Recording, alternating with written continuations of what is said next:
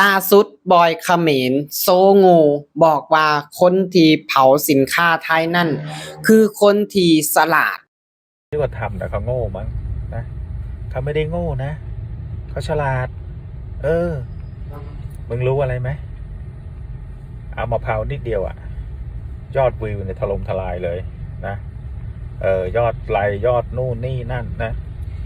แทนที่เสียเงินไปบูตเฟส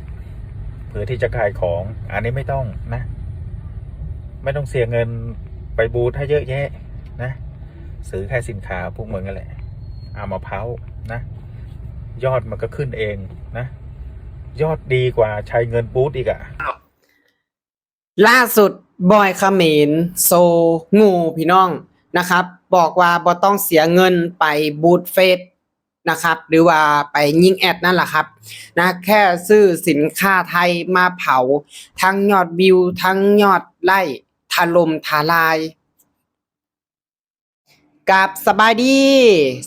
FCทางฝั่งไทยแล้วก็ฝั่งลาวนะครับวันนี้ก็มาอยู่ในซ่องบ่าวลำซาแนลเส้นเก่าเส้นเคยนะครับ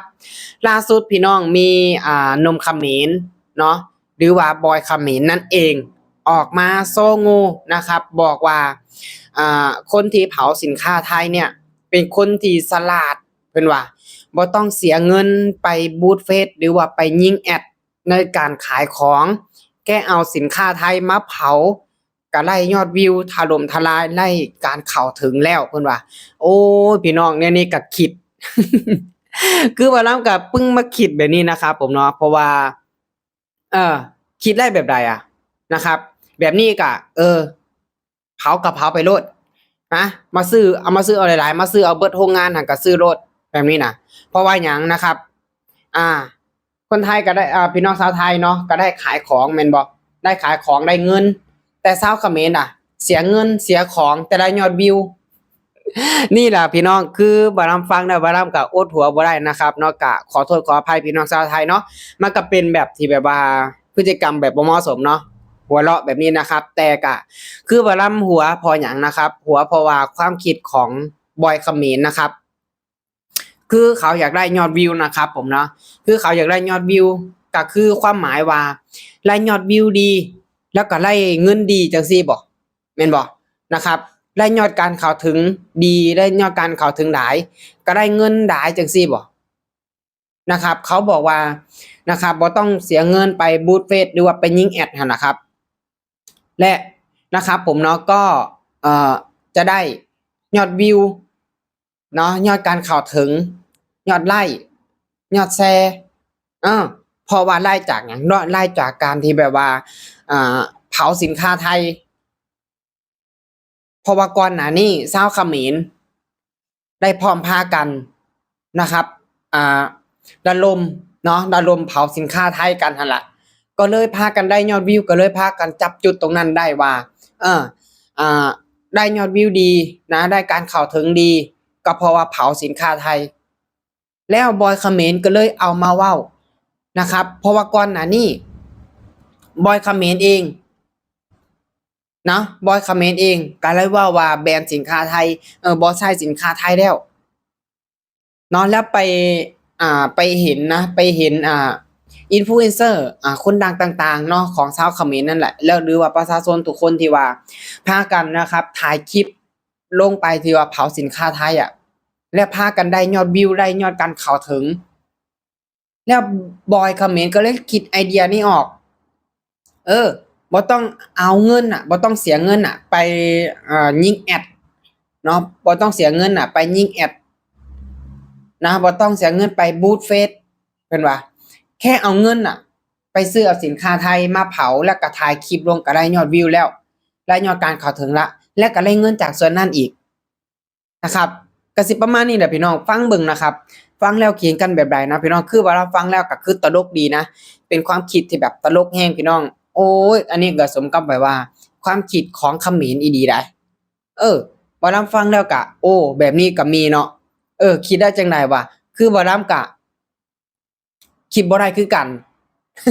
นะครับคือบ่ลำฟังแล้วตอนแรกๆบ่ลำฟังไปมาความคิดแบบนี้ก็มีนะคือแบบบ่ยอมเสียเงินแบบไปยิงแอดอะนะคนสำหรับคนที่ขายของเนาะ คือบอยเขมรว่าเมื่อกี้นี่แหละคนที่ขายของนะแบบเขาบ่ได้เสียเงินแบบว่าไป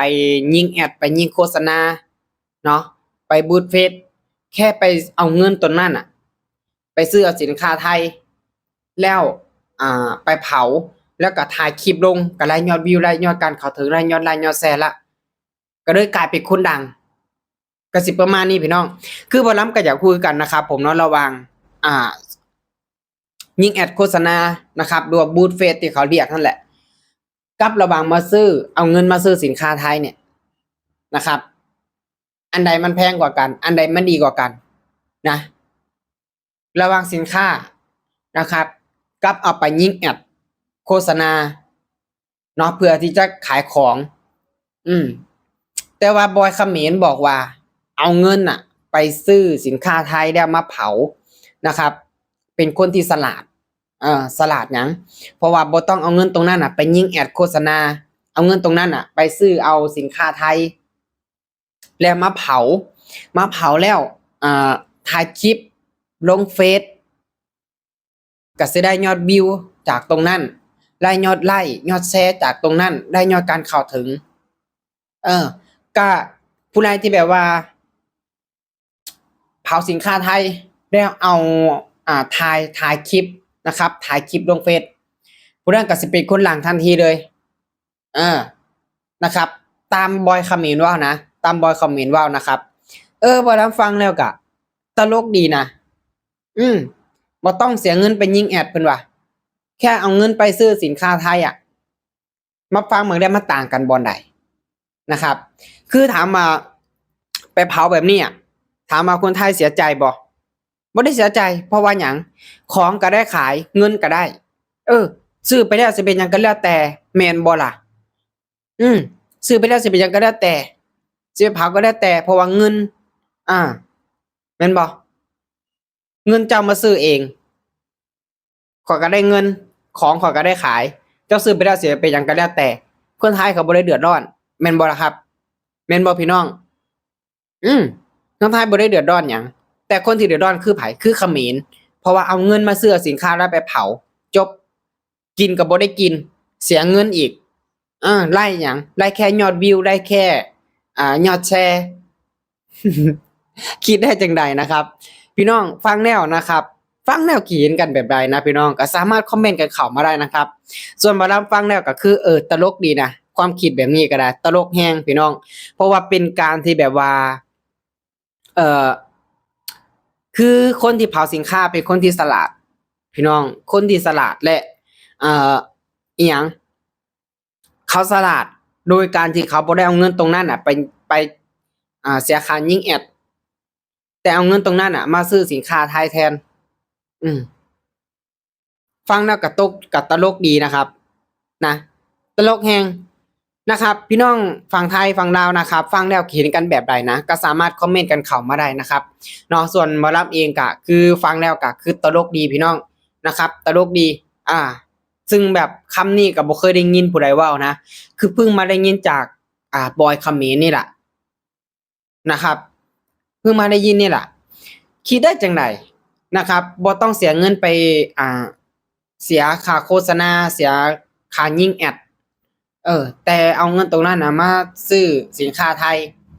เนาะแล้วเผาถ่ายคลิปลงเฟซทำนี้ก็เป็นคนดังแล้วก็ได้ยอดการเข้าถึงได้ยอดวิวยอดแชร์แล้วพี่น้องเข้าทาเนาะนะครับ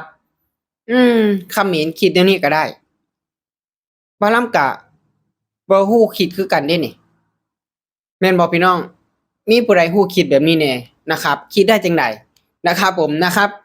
พี่น้องฟังแนวเขียนกันแบบใดก็สามารถคอมเมนต์กันเข้ามาได้เด้อครับสำหรับคลิปนี้นะครับผมบ่ลำก็จะขอฝากไว้เพียงแค่นี้เด้อขอขอบคุณครับ